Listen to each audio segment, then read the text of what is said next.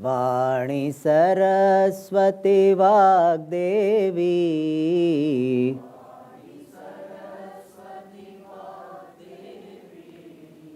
जय जय देवी Dayal Hari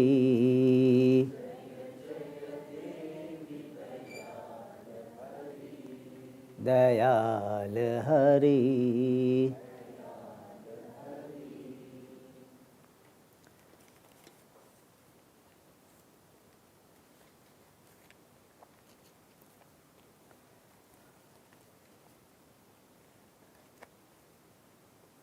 One question is, what are the conditions to chant these mantras? Timing, place, etc. These mantras are Vedic mantras, and therefore generally we maintain more sanctity of these mantras, and therefore it is better we chant after taking bath, and in a place, in a sacred place, means a place where you are studying, where you are doing puja, etc.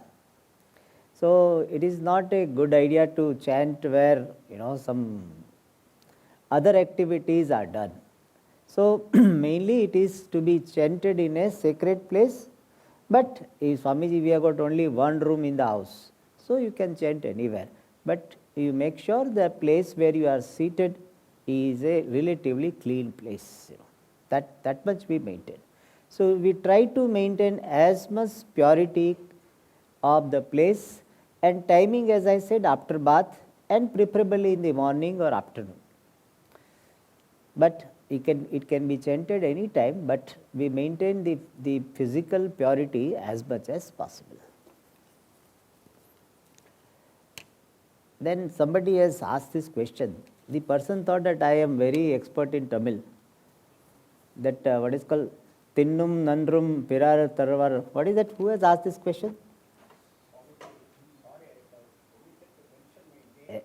Yeah, but see, you know that I don't know Tamil. Yeah, yes, you have written transliteration, but transliteration is also not good enough for me. Anyway, I did my job. I did my homework. So I asked Swami Jagadatmanand, he is my Tamil teacher. So I photographed this question. I said, Swamiji, what is this Tamil sentence? Then he explained to me, this is from one, what is called full work, the old Tamil work.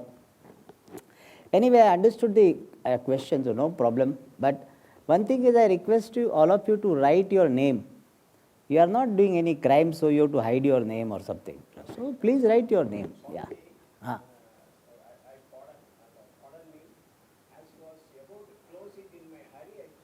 No problem. No, but most of them have not written the name. You are not the only one.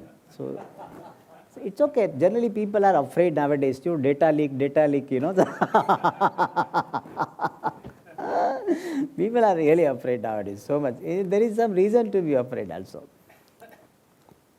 All right, so question is that good or bad, whatever is we have done, that we will get it. It never comes from others. Good or bad, never comes from others.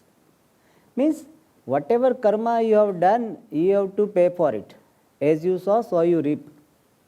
So what is the use of, his question is, if that is so, whatever karma we have done, we have to reap the result, harvest the result of our karmas, then how far the Shanti mantra, etc. are effective?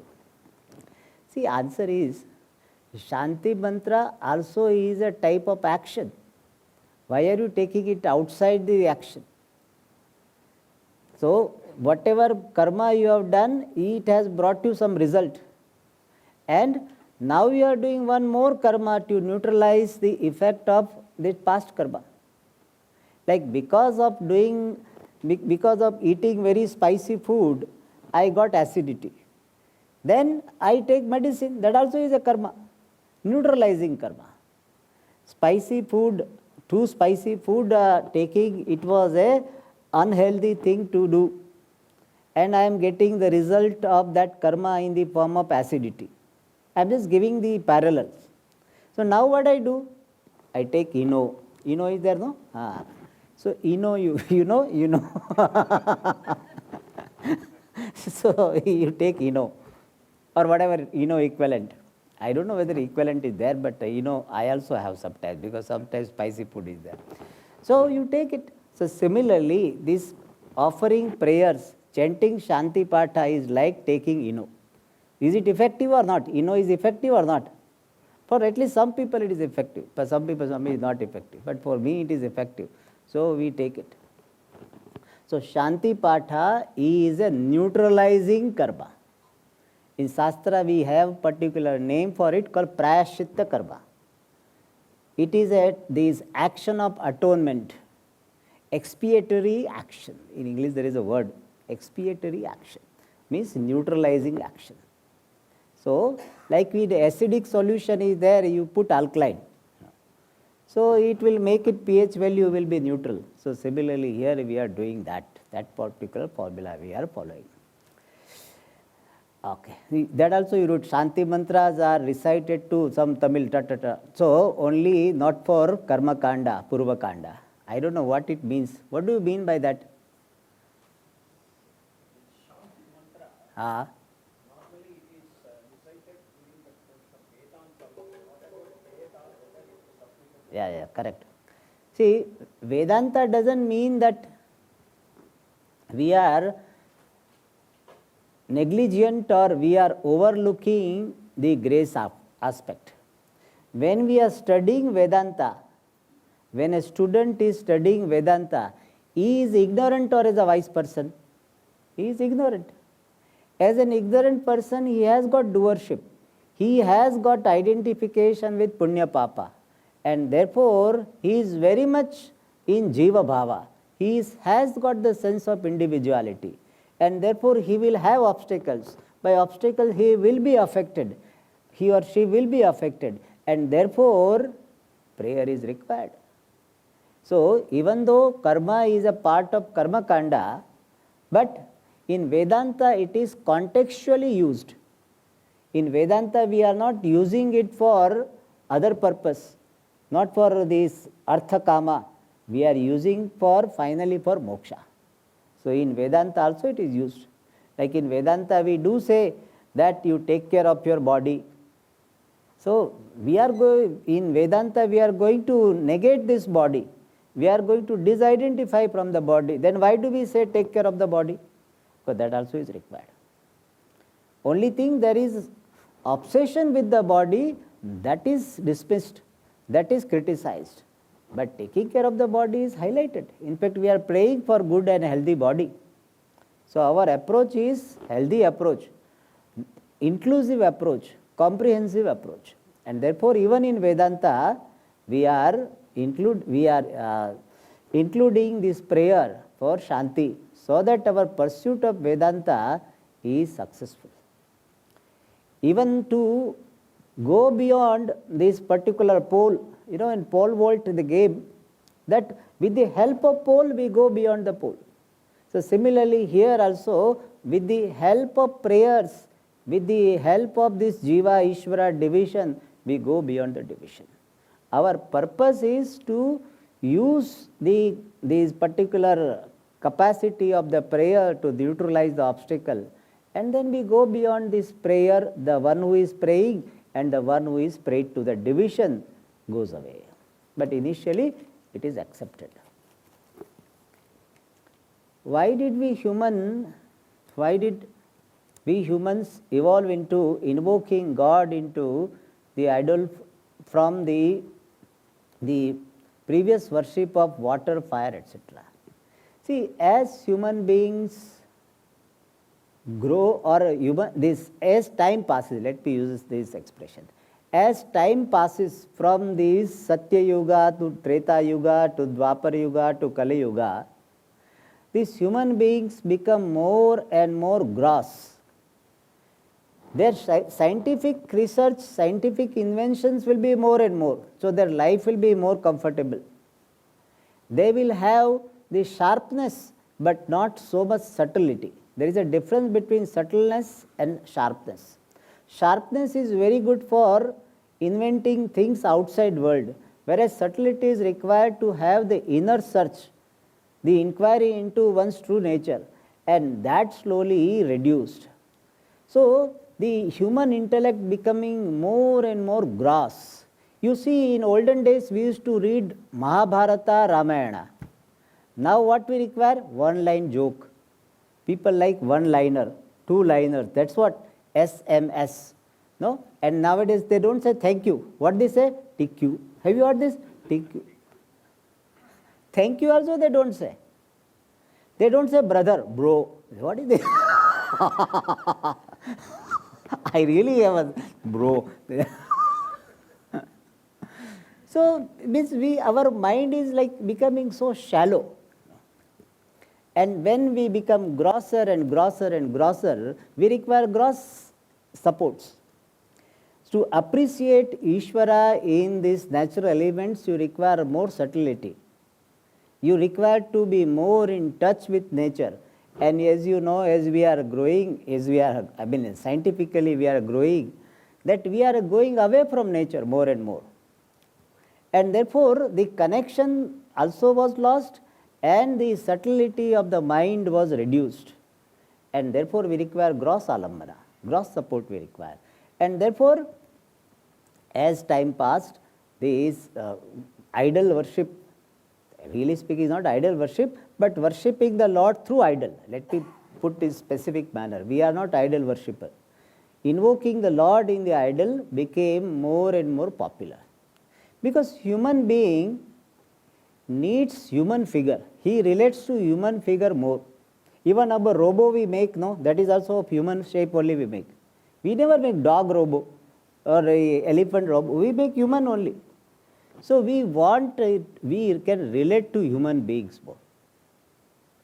In fact, the computer also people will say, this fellow is not working. This fellow only they use. This fellow is not working well. Today she is giving problem. It's a machine is there, but they use the word he and she. Why? Human beings. So we have such necessity, and therefore slowly we switched over to this, the worshipping the Lord through idol.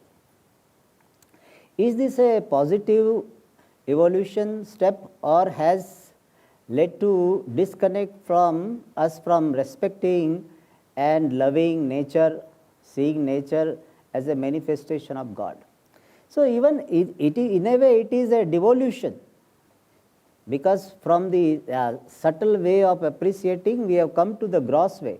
But just because we miss subtle, we should not miss even gross. There is an important principle in our life. When you cannot do the best, don't stop doing the second best. Some people say either I get the best or I will not take anything. That's not correct. It's an egoistic approach. I will have the full pizza or I will not eat at all. This fellow is giving you half pizza. No, I will not take. Either you give me full or I will not eat. It's not a correct thing. It's an egoistic approach. So if we cannot do the best, don't miss the second best. That is the principle. Otherwise, what will happen? Best also will not get and good also will not get. They say your best should not be the enemy of your good. Have you heard this statement? Your best should not be enemy of your good. Means because of your obsession with the best, you should not lose good also. Many people are like that. They say, I will get that alone, otherwise I don't want. That's not correct. Yes, you should try to get the best possible. But when best is not possible, second best, third best, try. And even while holding on to second best, you try for the first best, the ultimate best you try. You should not leave the effort, but you should not let go the second best. Some people say, Swamiji, either you admit in the ashram or I will not study Vedanta. Hey, you please listen to recording. No, I will not listen to recording. You admit me in the ashram. Hey, you are late in application. No, you have to apply. Otherwise, I will not study Vedanta. Not a correct thing. See, in life, this type of obsession will will destroy, will what is called, make us fall down, will prevent our growth. And therefore, such obsession is not good. Whatever opportunity Bhagavan gives you, make use of it. The law of opportunity is this. Make use of the opportunity given to you, you will be given better opportunity. If you lose or don't use the opportunity given, then whatever is given will go away and better will not come. So even Bhagavan is giving you, Swamiji, whole day I am so busy, only I get half an hour. What can I do? Half an hour, whatever you can do, you do it. That is the approach. Many people say, Swamiji, I don't get time like you, 1 hour, 2 hours, I don't get, therefore I don't study. That's not, it is an excuse. Even 5 minutes are there, I have studied. If 5 minutes gap, I study. Sometime between the class and the meeting, some time is there, study. Study. Why not?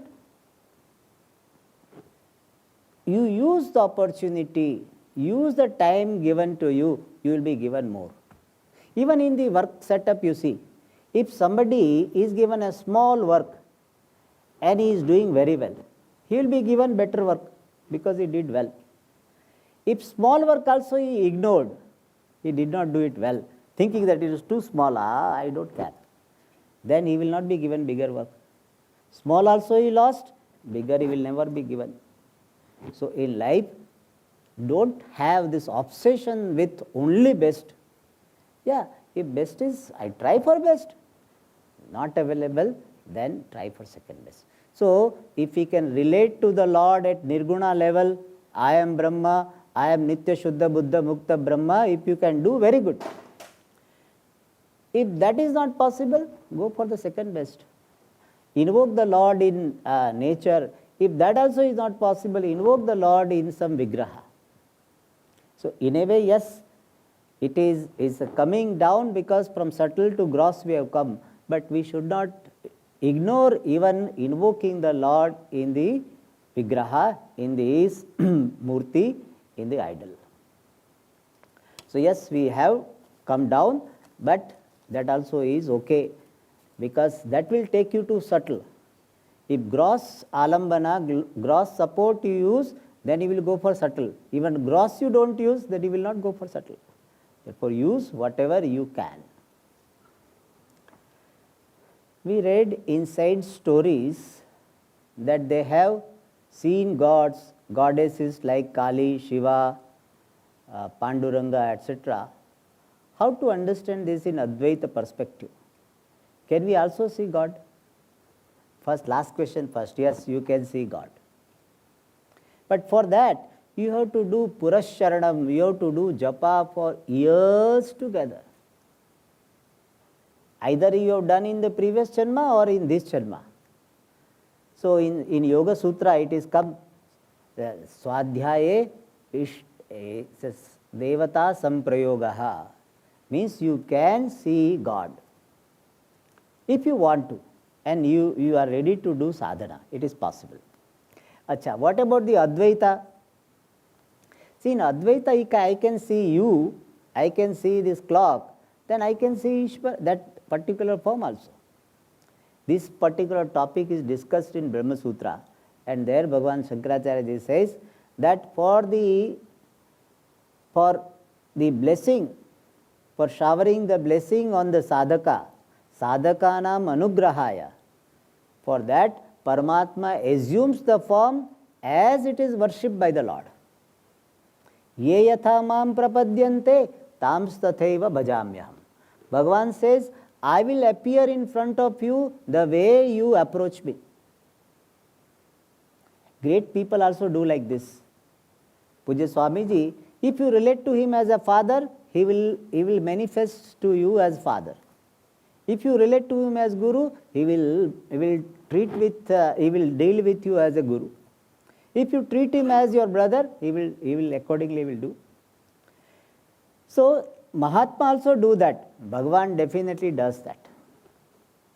As you worship him, so he will express in front of you. And therefore, it is quite possible, it has happened it can happen that one can see God. Now you may ask, Swamiji, have you seen God? I will say yes and no both. Why? Yes, because in my understanding, whatever I am seeing is God. I am saying, I am now itself, I am seeing you, all of you are God. In my understanding, God is not away from whatever I am seeing. But if you say, Swamiji, did you see Rama, Krishna, Shiva or something? No, I have not seen, nor I have tried for that. Because of my early background of Vedanta. When I was 17 itself, I came in touch with Vedanta teacher. So my strong samskara is of Vedanta, and Vedanta appealed to my mind so much. Because my mind was looking for the best.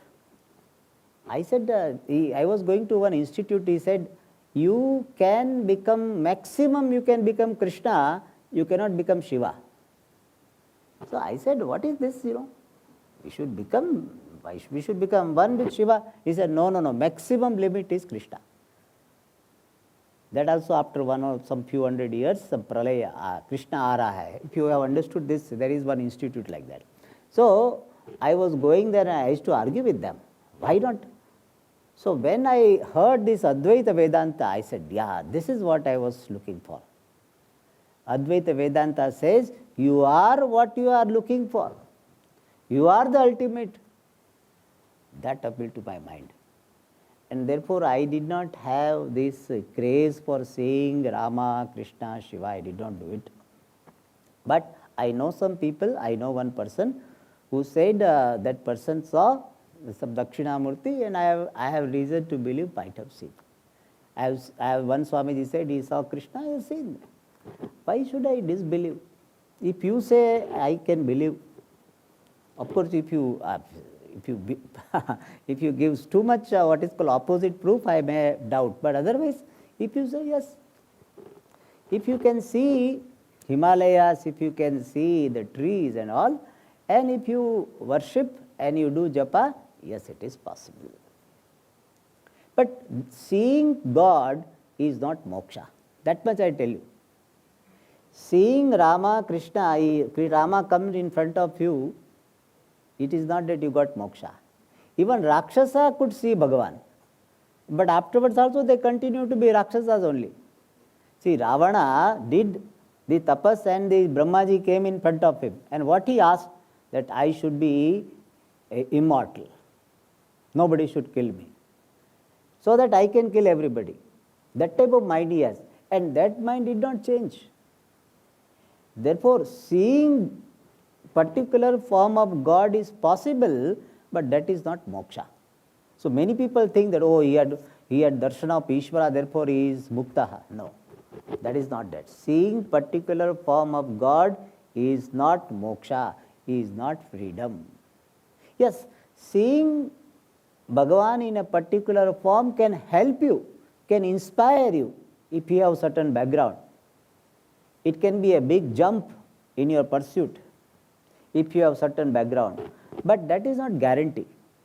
That just because you had seen the Rama, Krishna, Shiva, it is not that you will get moksha. All right. So it is possible to see.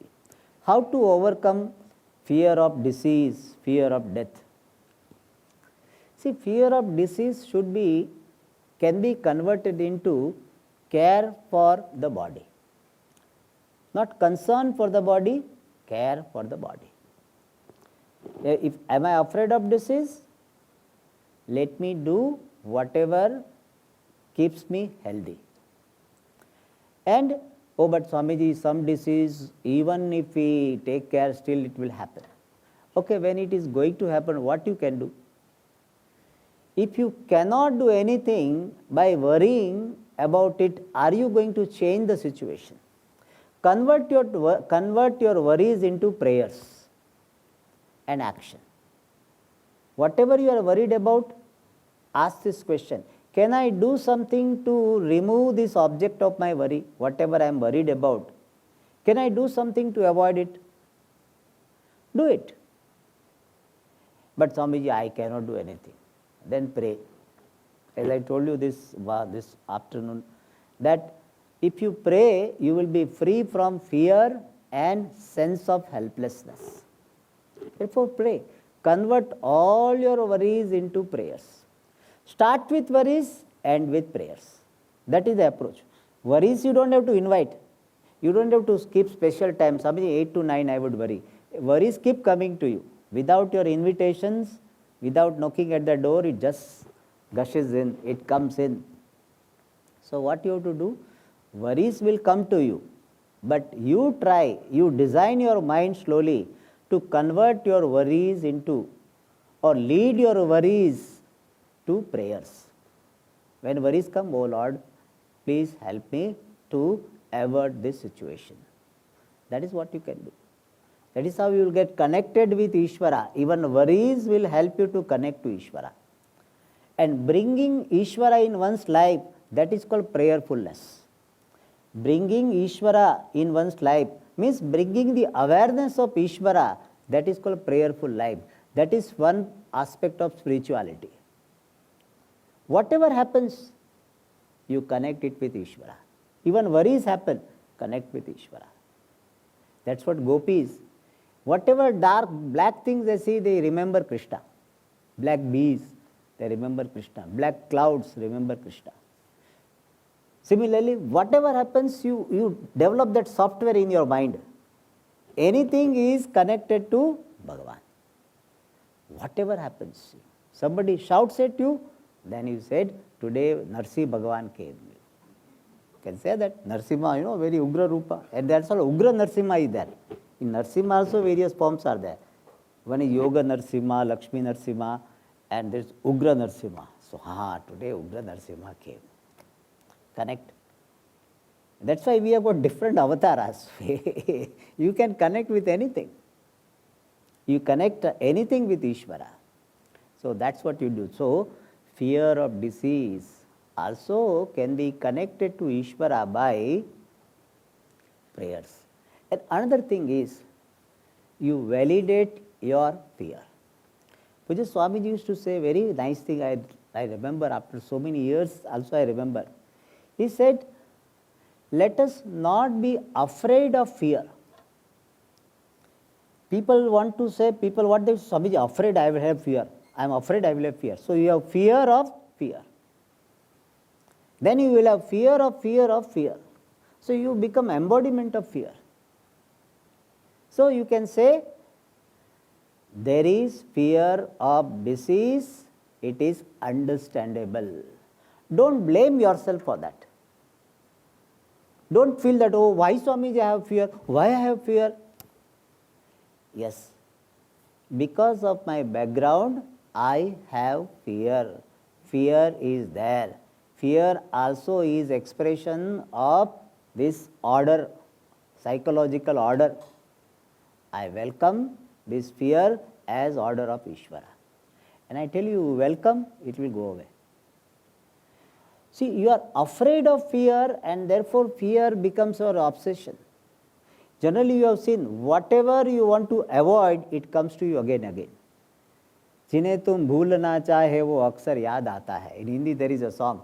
So, what you want to forget will come to you again and again. So, don't have that obsession. I want to be free from pain. I want to be free from pain. Don't say. Yeah, fear is there, and let me pray. Let me lead my fear to prayer. That is a healthy approach. Otherwise, you try to suppress fear, you try to divert your mind. Sometimes diverting mind is a tactics, is a one tactic we use, but it is not very healthy. It is like a paracetamol. It is not a solution. You are taking the symptomatic treatment you are giving. Once in a while, that also is required. We do take paracetamol, crocin, we do that. But that is not solution. But sometimes when symptoms are very strong, you divert your mind, is okay. But healthy way of handling is lead these worries to prayers. Validate yourself. You need not feel guilty about having fear. And don't make others also feel guilty. In India, this is one thing, unhealthy habit people have is, if a boy has some fear, they will make fun of it. Ladka hoke bada dabra. Being a boy, you are afraid. So this boy has got fear, but he cannot tell. लड़की है क्या? Are you a girl or what? As if like a boy is a superman or what? So don't. This is a very unhealthy way of bringing up child. We should validate the feeling of a child. Whatever feeling child has, our approach is yes, it is understandable. You have this feeling, it is understandable. You need not feel bad about having this feeling. Validate every feeling of a child. Not only child, of everybody. Everybody is in a way child only. You see, everybody has got some childish behavior. If you observe, you will see in yourself. I also see sometimes a child in me comes out. It happens. So, validate the feeling. Nothing wrong in having any feeling. Yes, how to direct that feeling, that is our maturity. But never make any person feel guilty about it. To have any emotion is not a crime. Don't, as other thing people say, Swamiji, I got bad thoughts. I feel so bad, Swamiji, I got bad thoughts all the time, bad thoughts. Puja Swamiji said, first of all, you stop calling any thought to be a bad thought. That is the first thing you do. You call a thought. I got a thought which is distracting me from my pursuit. That is a healthy, objective way of stating your condition. Learn to state your condition properly. Similarly, it is just understandable to have fear. So you first acknowledge there is fear, it is understandable. And let me convert or lead this fear to prayers. What about fear of death? Yes, one way of handling is learn to look upon death also as Ishvara. In 10th chapter, Bhagavan says, Mrityu sarva haraschaham. I am Mrityu. In our tradition, Yamaraja is called a Devata. In Kathopanishad, Yamaraja is the teacher. Mrityave Brahma Vidyacharyaya. So we do Namaskara. So if required, you take the picture of Yamaraja. Very difficult to do it, but if you want, you can do that also. And do Namaskara. This is the greatness of this culture, where even death is looked upon as Ishvara. One Bhakta says to Bhagavan, "Oh Lord, you come in any form, I will recognize you. Even if you come in the form of death, I will recognize you." Like actor, even assumes the form of a begging person, or he assumes the form of some gunda, still his wife will recognize, oh, my husband. She doesn't mistake him for real begging person. She knows it's my husband only. So similarly, you tell Bhagavan, Bhagavan, you come in any form, I will recognize you. It is you who have come in this form. You have come in you may come in the form of death. I am ready to welcome. In fact, whenever fear of death comes, you tell yourself, let me live my life properly so that I will not have fear of death. The people who are not leading their life meaningfully, they alone will have fear of death. If you lead meaningfully, then you are thankful to Ishvara. I have lived my life meaningfully. My life has solved the purpose. So I am ready to give this body with a note of thanks. Like we return, no, somebody has given the car, we return with thanks. So similarly, we tell Bhagavan, return with thanks. But what happens? We are so much afraid, so much obsessed with the fear of death that we are wasting our time on that and not leading our life properly, living our life properly. Live your life properly, then you will not have time for fear. Engage yourself in meaningful activities, contributory activities, then the fears will slowly go away, will reduce. What should be our attitude towards the people who hurt us, harm us? First of all, we acknowledge our hurt. You say, yes, I was hurt, I felt hurt by that person. Don't try to suppress it. No, I don't want to think about my hurt. Yes, if you are not capable of thinking, then you can postpone it for some time. But one day you have to address it. Like some people know, they don't want to go to laboratory. Why? Swamiji, laboratory, something will come. So something will come and they will stop my eating sugar, stop eating my spicy food, so I don't want to go. It's not a very healthy approach. No. Face the reality. So, I accept that I felt hurt. And feeling hurt is not a crime. My feeling hurt is understandable, is in order of Ishvara. Is in order of Ishvara. Nothing, it's not something I am out of order. I have a mind with a particular background, particular understanding, and I perceive that situation as insulting, humiliating, and therefore it is very natural to feel hurt. With my background, in my place, anybody was there would have felt hurt. This is called validation of emotion. Validate your emotion. Don't run away from your emotion. Validate. I felt hurt and my feeling hurt was in order. Understandable. What is the meaning of validation? Validation means seeing some situation as understandable. Like if a child comes here and child makes noise, is it understandable or not? Do you expect child to sit very quietly and listen to us, very light notes?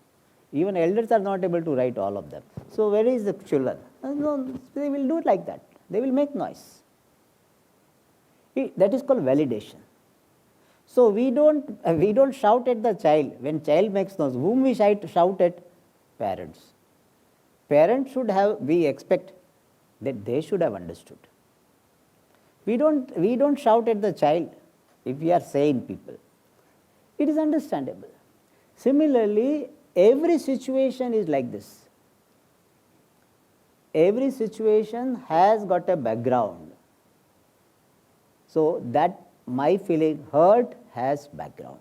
Similarly, the person who hurt me also has background. Now you can come to that. First you have to validate your own emotions, your own feelings.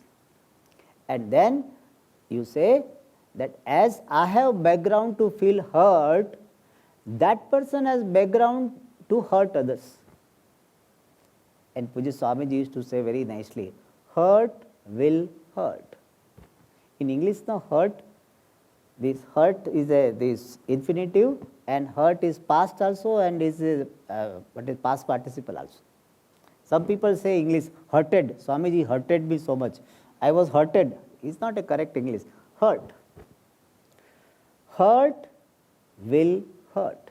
Means the person who is hurt by someone or something, he will have tendency to hurt others. Hurt will hurt. So that person must have been hurt somewhere and therefore he hurt, she hurt. And everybody has background to do whatever one does. See how all of you are sitting, everybody is sitting with different postures. Depending on what? Depending upon your background. Some people will sit like this because that is how they are used to. Some people will be doing sometime like this, Now not people are doing that, but some people do that. Some people can sit quietly, some people will be doing like swinging, background. I also am moving my hands, my background. I can talk like this. Someday I tried to do that, but I have to succeed fully. So, background. So, what you do is decided by your background. What you are as a person is decided by your background. You are as per your background. You do as per your background. See, when people come to me, some people, hi Swami, they will say. Some people will say like this. Some people will do namaskara like this, It is a typical North Indian namaskara. Like this they do. Standing namaskara. Some people will do, they bend little bit and do whatever up to whatever belly their belly allows, to that extent they bend down. Some people do Sashtang namaskaras. Some people do 3 times namaskara, Iyengars. 3 or 4 times they have to do. Background. I should not judge based on that. They have background to do whatever they are doing. Similarly, that person who hurt had some background because of which he or she hurt. And by remembering that person, by carrying that hurt, am I helping myself? By nurturing that hurt, am I helping myself? Am I contributing to my well-being, or I am harming myself? That question I have to ask. That by remembering that hurt, it is like a monkey's wound, they call it. Monkey when it gets hurt, it keeps on scratching. Therefore, it continues to remain wounded. So we are like that monkey. We keep on, the hurt is getting little bit healed. Again we scratch it. Why he did like this? He should not have done like this. He has no business to do like this. I curse him, मैं शाप देता हूँ. So by that what you are doing? You are again scratching your wound. So you first of all, you validate your hurt and address that hurt, validate that person, and first of all you get convinced that I would like to let go of this hurt by validating the person. And I surrender my resistance to this hurt. What is the resistance? Why he hurt me? He should not have hurt me. That is called resistance. I let go of my resistance. And letting go of resistance is called surrender to Ishvara. It has already happened. Now I will be careful in interacting with that person so that he doesn't repeat that. He hurt me because I was unaware, I was unguarded. Now I can remain little bit guarded. I can protect myself. As long as I have need to protect, I protect myself. That time will come when you do not require protection. You allow the whole world to do whatever it does. That is your ultimate freedom. When you do not have need to protect yourself. But that is the ultimate freedom. Till then, protect yourself. But you try to let go of the hurt the person has caused. Validate the behavior of the person, not justifying. I always make this distinction. There is a difference between validation and justification. Validation means what he or she did is understandable. That is called validation. What he did was right. That is called justification. Justification you need not do. If what that person did was wrong, you need not say it is right. You need not justify wrong behavior, but you can validate wrong behavior. By validating wrong behavior, you are healing yourself. By justifying wrong behavior, you are encouraging wrong behavior. Don't justify. Justify means seeing or telling something to be right, that is called justification. Don't justify it, but validate.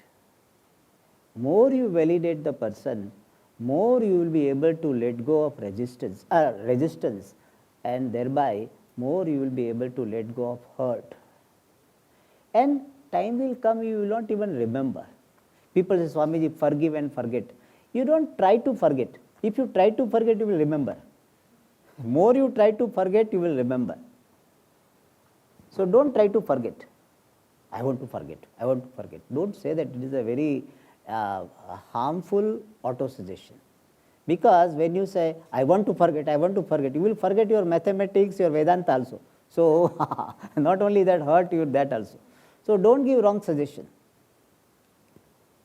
You say, I validate the person. Even forgive word is not a very great word. Who are you to forgive? You say, I validate the person. Then slowly you will outgrow that hurt. But it requires lot of cognitive conviction. Do you want to be free from hurt? No, Swamiji, I want to remember this. Whole life I will remember. One person told me, I will never forget this. Why? Why do you make such decision? I will never forget this. This hurt you have caused, I will never forget. That is a wrong attitude. If I can forgive, I can validate, I will do it, and it will be forgotten. We don't even remember. So you outgrow that hurt, and when you outgrow, then it will not be there in your head. That is how you handle this harm, this hurt. If you accept us as we are now, what will be the motivation for self-improvement? See, I generally give the example of mother. The mother accepts the child, loves the child, but mother also creates the atmosphere for growth for a child. So when mother is sending the child to a school, to the school, is mother rejecting the child? No, mother should accept the illiterate child also. Why she is sending to the school? Sending to the school is amounts to rejecting the child. Is it a rejection? Is it non-acceptance? No. I love the child, and at the same time, because of my love, I wish the child to grow. In fact, my love for the child motivates me to help the child grow. Similarly, I love myself, and therefore I am ready for all the avenues for improvement. Because of my love, I want to improve. Why not? If something you like, I like Shankaracharya Vigraha, will I beautify or not? I'll put garland, I'll put chandanam. Oh, you don't like Shankaracharya, therefore you are putting chandanam? No. I love, and therefore I beautify. Similarly, every opportunity of growth, I will avail it wholeheartedly because I love myself. But in case I did not succeed in that particular endeavor, particular pursuit, my love for myself continues.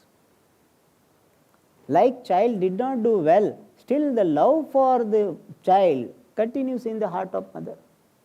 It is not that you did not do well, therefore I don't love you. Real mother will not do it. A good mother will not do that. Similarly, I love myself, and I try to improve in whatever area improvement is necessary, but my love for myself continues. So, love or acceptance of myself and availing the opportunity for improvement, they are not opposite to each other. In fact, one promotes the other, if we see it properly. Okay, please, explain Vritti Vyapti. Vritti Vyapti, Phala Vyapti is not the question, is not the topic we have dealt with here. So whoever asked this question can come and ask me in the satsang or the GR1 afternoon satsang. You can ask. What is the grammar rule in the pronouncing ha mixed with the letters Prahladaha? Yeah, see, Prahlada. So Prahlada is okay, but Brahman.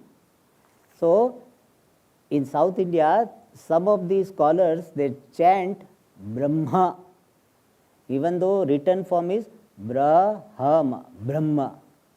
So there is a Vyatyasa in certain cases, Ma and Ha and Na, Vanhi, they say Vanhi, even though written form is Vanhi. So some places conventionally there is a what is called reversal of the position. Not every time. Ha and Ma, Ha and Na, it happens. Not Prahlada, it doesn't happen. Prahlada only. Prahlada, La comes later. Prahlada nahi, Prahlada. All right. Then Upasarga and Pratyaya are seen in grammar. Upasarga has Upasarga had one meaning in grammar and other meaning in Vedanta. Upasarga has got one meaning obstacle. In grammar, Upasarga means prefix, like pragachati, agachati, that they are Upasargas. So, Upasarga and Pratyayas means affix. It can be prefix or suffix. So, Pratyaya, the Upasarga is one type of Pratyaya. So, it is a grammar point. And in Sanskrit, a word will have different meanings in the context. Even in English it is there. The word stress. Stress has got different meaning in engineering. P upon A is stress. You know, those who have studied. The force upon area is stress. So, it's a different meaning. And in psychology, stress has a different meaning. In chanting, it has got different meaning. You have to stress this letter. Different meaning. He stressed this particular subject matter. Different meaning, emphasized. You know. So, depending upon the context, meaning will be different, word remaining the same. You know, word critical. If we say that this reactor become critical, so those who don't know the meaning, they say, oh my God, something happened to the reactor, a nuclear reactor. Critical means is ready for operation. But people will see, oh, his health is critical, means we will be afraid. But critical is good. Like he said, his report came negative. Oh my God, negative? Negative is positive. So, negative always doesn't mean wrong things, you know. So, it depends upon the context. So, people, those who do not know this contextual meaning of negative, they will be afraid. They know only one meaning. Negative is something not good. So, he said, your all reports are negative. Oh my God, all reports negative. All right. So, like one person said, doctor said, your kidney is getting failed. Sir, कितने marks से fail हो गई? By how many marks it is failed? So, they are failing a different meaning. So, he thinks it like an exam. All right. So, Hiranyagarbha, I will explain tomorrow. What is the condition for chanting? Oh, I think I have answered all questions. And these two questions about Hiranyagarbha, Vritti Vyapti, Phala Vyapti, I will explain personally. I think all other questions are answered. Om Asato Ma Sadgamaya Tamaso Ma Jyotirgamaya Mrityor Ma Amrutangamaya Om Purnamadah Purnamidam Purnat Purnamudachyate Purnasya Purnamadaya Purnameva Vashishyate Om Shanti Shanti Shanti Hari Om Shri Gurubhyo Namaha. So we are meeting tomorrow morning.